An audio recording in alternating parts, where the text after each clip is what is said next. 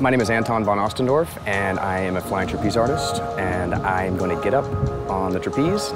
You'd be amazed what goes through your mind. It's usually not the trick. I mean, I've done it thousands and thousands and thousands of times, and it's just like your body goes on autopilot and it does it. I mean, my catcher and I used to like have full conversations after the catch and just chat about anything, you know, tell jokes.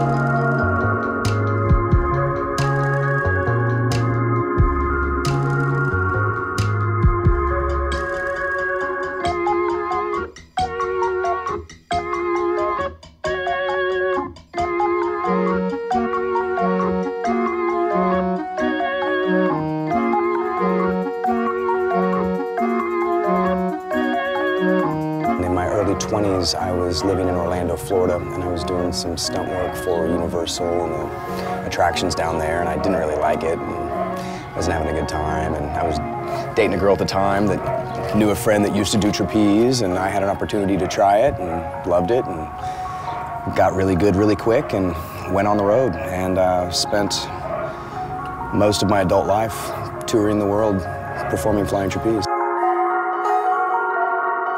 It's kind of a lawless community, to be honest. It's, you know, duels are legal, and it's just like, you know, if you want to call someone out, you call them out, you fight them, and that's it. You know, it's like a little tribe. You've got the mayor, the owner, and he all kind of trickles down to the lowest guy sweeping up the animal shit. You know, it's like, it's just, there's definitely a hierarchy, and being a flying trapeze artist puts you at the top, for sure. Most of the people in the circus, born into the circus, aren't very intelligent. I mean, they're smart, but they're not very intelligent, meaning they don't have traditional education. They've grown up on the streets, essentially. They're street smart. They can speak 5 languages, but they don't know how to act at a party, you know? It's like they can't go out to dinner. It's one of the reasons I came home with my kids, you know? I didn't want them to grow up like that. I saw my 2-year-old in Italy running around with these snot-nosed gypsies, you know? And I was just like, man, I cannot let that happen to him. So it's just, yeah, we came home. We came home.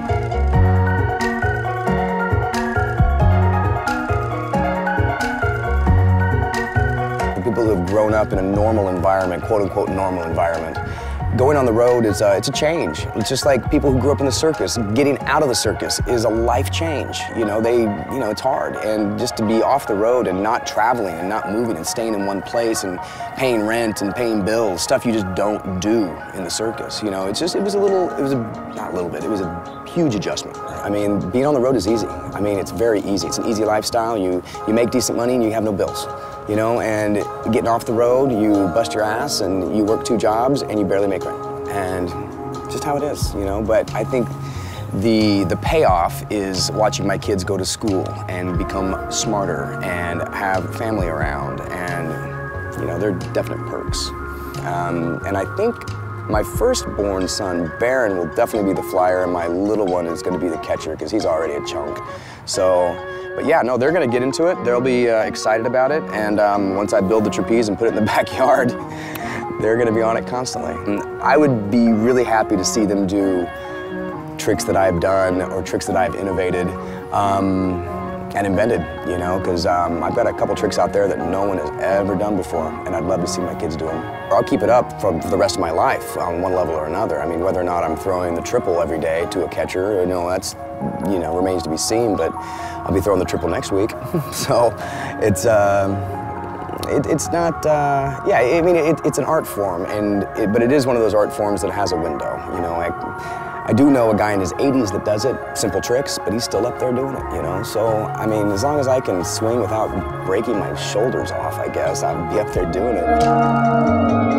I would be kind of lost without access to a trapeze at this point in my life.